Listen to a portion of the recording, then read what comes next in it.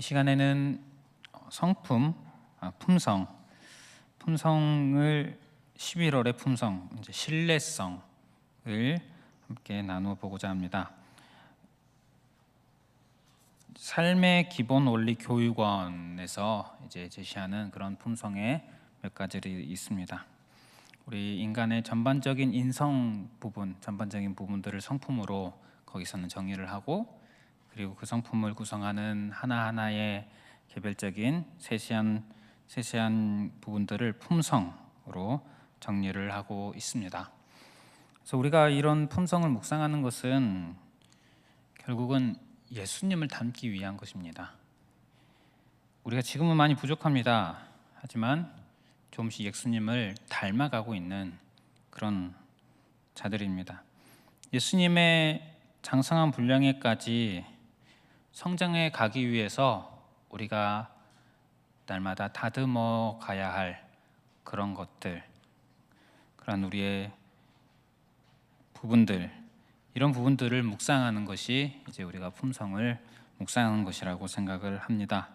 그래서 오늘도 우리가 예수님을 이전보다 조금 더 닮기 위하여서 오늘 우리가 생각해 볼 부분은 바로 신뢰성이라는 것입니다. 신뢰성. 이 말이 국어사전에는 어떤 의미냐면 굳게 믿고 의지할 수 있는 성질, 믿고 의지할 수 있는 것. 어떤 사람이 신뢰성이 없으면 그가 하는 말을 믿을 수가 없습니다. 어떤 기업이 신뢰성이 높으면 믿고 제품을 살 수 있겠죠. 그런 의미, 신뢰성. 반대말을 변덕으로 표현하고 있습니다. 변덕은 이랬다가 저랬다가 잘 변하는, 변덕이 죽을 듯하다, 이런 표현 잘 아실 것입니다. 말이나 행동이 이랬다가 저랬다가 하는 것, 그런 것이 아닌 굳게 믿고 의지할 수 있는 그런 부분, 그런 내적인 그런 모습을 이야기하는 것으로 이해할 수 있을 것입니다. 삶의 기본 원리 교육원에서 제시하는 정의는 앞에 나와 있습니다. 그리고 자막으로도 나올 것인데요, 정의를 같이 한번 읽어보도록 하겠습니다. 함께 읽겠습니다. 어떤 대가를 치르더라도 하나님의 뜻을 행하기로 마음에 작정하는 것. 제가 보기에 여기서 중요한 것은 행하기로 하는 것. 어떤 대가를 치르더라도, 어떤 상황에서도 끝까지 변치 않고 수행해내려고 하는 그런 마음, 이것을 신뢰성으로 표현하고 있는 것으로 보입니다. 사실 신뢰성이라는 말, 신뢰할 수 있다, 믿을 수 있다, 이런 말, 우리 인간에게 어울리지 않는 말입니다. 우리 인간은 믿을 수 없는 존재입니다. 왜 그렇습니까? 죄인입니다. 늘 죄로 가득합니다. 우리 속에는 늘 악한 것이 가득합니다. 그래서 선을 행하기를 원치 않습니다. 또한 인간은 약합니다. 악할 뿐만 아니라 약합니다. 우리가 무엇을 마음 먹었는데 그것을 다 행할 수 있는 능력은 없습니다. 그것을 해낼 수 있을 때도 있고 해내지 못할 때도 있고, 우리는 우리 원하는 대로 다 할 수가 없는 존재입니다. 하지만 그럼에도 불구하고 내가 할 수 있는 한 끝까지 이것을 수행해내겠다 하는 그런 마음의 작정, 이것을 신뢰성으로 우리가 이해하면 좋을 것 같습니다. 품성이라는 것이 우리가 일을 어떤 성취해내거나 결과를 도출해내는 어떤 능력, 이런 쪽으로 생각하시면 안 될 것 같고, 마음, 인격적인 어떤 자질, 이 사람은 변치 않고 끝까지 하려고 노력하는 그런 자세를 갖춘 사람이구나, 이렇게 생각할 수 있는, 그래서 믿을만 하구나, 이런 부분, 그런 마음을 가지는 것, 그런 마음의 작정들, 그런 것을 우리가 신뢰성으로 생각하면 될 것 같습니다. 그런데 아무 것이나 우리가 끝까지 행할 수는 없겠죠. 끝까지 행하려는 그런 마음을 가지는데 하나님의 뜻을 행하려는 마음, 영원히 변치 않는 진리이신 하나님의 말씀, 이 말씀대로 어떻게든 포기하지 않고 끝까지 행하려는 그런 마음의 자세, 또 마음의 작정, 나는 하나님의 뜻을 행하겠다. 어떤 방해와 어떤 어려움이 있어도 나는 하나님의 뜻대로 항상 행하고 끝까지 하나님 뜻대로 행하겠다. 이런 마음의 다짐, 마음의 작정, 그것이 우리가 갖추어야 할 내면적인 자질, 신뢰성으로 보입니다. 신뢰성에 대해서 신뢰성 있는 사람의 특징을 이제 제시하는 것이 있습니다. 한번 보여주시겠습니까? 신뢰성 있는 사람의 특징을 이렇게 제시하고 있습니다. 한번 제가 읽어볼 테니까 이 중에서 내가 이런 특징이 있었으면 좋겠다 하나 고르시면 어떨까 생각을 합니다. 우리가 다 기억은 어차피 못하니까. 신뢰성 있는 사람은 큰 일뿐 아니라 작은 일에도 성실하다. 성실한 마음의 자세를 갖는다. 개인의 비밀을 지켜준다. 에너지와 건강을 전달한다. 언제나 진실을 말한다. 자신의 선함을 자랑하지 않는다. 자기가 섬기는 사람들을 격려한다. 자기 일에 성실하다. 물질과 인간관계를 지혜롭게 다룬다. 삶의 기본 원리 교육원 여기에서 제시하는 그런 품성, 신뢰성에 있는 사람의 특징입니다. 어느 부분이 좀 와닿으십니까? 금방 이 부분은 조금 더 포괄적인 것 같고, 또 신뢰성 있는 그리스도인만의 특징이 좀 보입니다. 신뢰성 있는 그리스도인은 특별히 더 추가되어서 하나님과 마음이 일치한다. 하나님을 깊이 경외한다.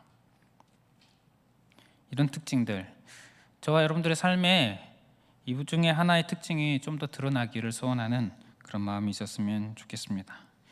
또한 실천 사항이 있습니다. 신뢰성을 위한 실천을 할 만한 일들, 신뢰성이라는 품성을 갖추고자 하는 자가 추구해야 될 삶의 자세, 그리고 실천해 볼 부분이겠죠. 여기 이 부분에도 나오고 앞에 자막으로도 나올 것입니다. 하나님이 주시는 능력으로 내 몫을 다한다. 내 몫을 다한다. 이게 첫 번째고요. 두 번째로 하나님 주신 능력으로 일을 끝낸다. 그리고 세 번째로는 하나님께서 주시는 능력으로 약속을 이행한다. 네 번째는 약속을 신중히 한다. 다섯 번째는 내 실수를 바로 잡는다. 이런 것을 실천 사항으로 제시를 하고 있습니다. 이 중에서 우리가 실천을 해보려고 한 마음을 잡아본다면, 마음의 작정을 해본다면 아마도 이런 성품을 가진 품성을 가지는데 좀 더 도움이 될 것 같습니다. 무엇보다도 신뢰성이라는 품성을 갖추기 위해서 마음의 동기가 제일 중요할 것 같습니다. 우리 마음의 동기들. 우리의 마음의 동기는 언제나 예수님입니다. 오늘 말씀이 예수님을 바라보자, 예수님을 바라보는 것입니다. 마태복음 25장 40절엔 이렇게 말씀합니다. 임금이 대답하여 이르되 내가 진실로 너에게 이르노니 너희가 여기 내 형제 중에 지극히 작은 자 하나에게 한 것이 곧 내게 한 것이니라 하시고, 마지막 심판하실 때에 칭찬받을 자들, 하나님의 나라에 들어갈 자들에게 이렇게 말씀하실 것이다 라고 하셨습니다. 너희가 여기 내 형제 중에 지극히 작은 자 하나에게 한 것이 곧 내게 한 것이니라. 즉 우리가 사람을 대하는 방식, 어떠해야 할지 이 말씀이 알려주고 있습니다. 나보다 남을 낮게 여기는 것, 빌립보서에서 말씀하죠. 주님을 대하듯이 대하는 것. 우리가 이 말씀을 기억하면서 예수님을 대하듯이 다른 사람을 대하고 무슨 일을 하든지 주님께 하듯 하는 그런 자세. 우리가 이렇게 한다면 이런 신뢰성이라는 품성이 자연스럽게 형성될 수 있지 않을까 생각을 해볼 수 있을 것 같습니다. 또한 다음으로 예수님의 재림을 기억하는 것, 이것이 우리에게 이런 품성을 갖추는데 좋은 역할을 할 것으로 보입니다. 예수님의 재림을 기억하는 것. 데살로니가전서 4장 16절 17절을 보면 이렇게 말씀합니다. 주께서 호령과 천사장의 소리와 하나님의 나팔 소리로 친히 하늘로부터 강림하시리니 그리스도 안에서 죽은 자들이 먼저 일어나고 그 후에 우리 살아남은 자들도 그들과 함께 구름 속으로 끌어올려 공중에서 주를 영접하게 하시리니 그리하여 우리가 항상 주와 함께 있으리라. 우리가 항상 기억해야 할 말씀입니다. 항상 기억해야 할 우리는 예수님의 재림을 기억하고 예수님의 재림을 의식하며 살아가야 합니다. 우리를 위해 이 땅에 오셨고 십자가에 보혈을 흘리심으로 내 죄를 깨끗게 하셨고 그렇게 죽으시고 부활하시고 승천하시고 반드시 다시 오시는 예수님, 우리가 그 예수님의 재림을 생각한다면, 의식한다면 우리 삶이 이전과는 다를 줄 믿습니다. 우리 삶에 가장 큰 영향을 미치는 것 중에 하나가 바로 재림을 기억하는 것입니다. 그렇기 때문에 우리는 항상 예수님 다시 오신다는 사실을 기억하고 또 기억해야 할 것입니다. 여러분, 하늘을 바라볼 때마다 우리 예수님 언제 다시 오시는가 생각하고 기대하는 것이 우리 선배님들의 신앙의 자세였는 줄 압니다. 그런 신앙의 자세가 지금은 조금 상대적으로 조금은 줄어들지 않았나 생각이 듭니다. 우리가 다시 가져야 할 신앙의 자세 중에 하나가 바로 하늘을 바라볼 때마다 우리 예수님 언제 오시려나, 예수님 언제 오시려나. 오늘 이번 한 주 동안 우리가 하늘을 바라보며 예수님을 다시 기대하며 기다리는 그런 삶을 살아가시는 저 여러분들 되시길 바랍니다. 그러할 때, 그런 내면적인 우리의 동기가 있을 때 자연적으로 이런 예수님을 닮은 신뢰성의 품성이 형성될 것이라고 생각을 합니다. 마지막으로 예수님을 바라보는 것입니다. 재림하실 예수님을 기억하는 것과 비슷합니다. 히브리서 12장 2절 오늘 본문 말씀입니다. 믿음의 주요 또 온전하게 하시는 이인 예수를 바라보자. 그는 그 앞에 있는 기쁨을 위하여 십자가를 참으사 부끄러움을 개의치 아니하시더니 하나님 보좌 우편에 앉으셨느니라. 예수님을 바라보는 것입니다. 앞서 말씀드렸듯이 우리 인간은 신뢰할 만한 존재가 결코 아닙니다. 그렇다면 이 신뢰성이라는 품성을 얘기하는데 이 품성이 우리에게서 나올 수 없을 것입니다. 예수님을 닮은 어떤 모습, 인격 이런 것은 우리에게서 나오는 것이 아닙니다. 사랑, 희락, 화평, 오래 참음, 자비, 양선, 충성, 온유, 절제 성령의 열매입니다. 나에게서 나오는 것이 아니라 내가 주님 안에 거할 때 성령께서 우리에게 부어주시는 그런 인격의 모습입니다. 우리가 이런 품성을 갖추고자 할 때, 예수님을 닮은 이런 모습의 품성을 갖추고자 할 때 늘 해야 할 일은 바로 예수님을 보는 것입니다. 온전한 모습, 온전한 본, 항상 주님을 바라보아야 합니다. 우리 예수님이 어떤 분이신지, 우리 예수님께서 십자가에서 무엇을 하셨는지 항상 이것을 바라보아야 합니다. 지금 우리 예수님께서 하나님 우편에서 무엇을 하고 계시는지, 이것은 우리가 단 하루도 빠짐없이 날마다 바라보고 생각하여야 할 일인 줄 믿습니다. 그렇게 할 때에 주께서 우리를 만들어 가실 것입니다. 예수님을 닮은 모습으로 점점점 자라게 해 주실 줄 믿습니다.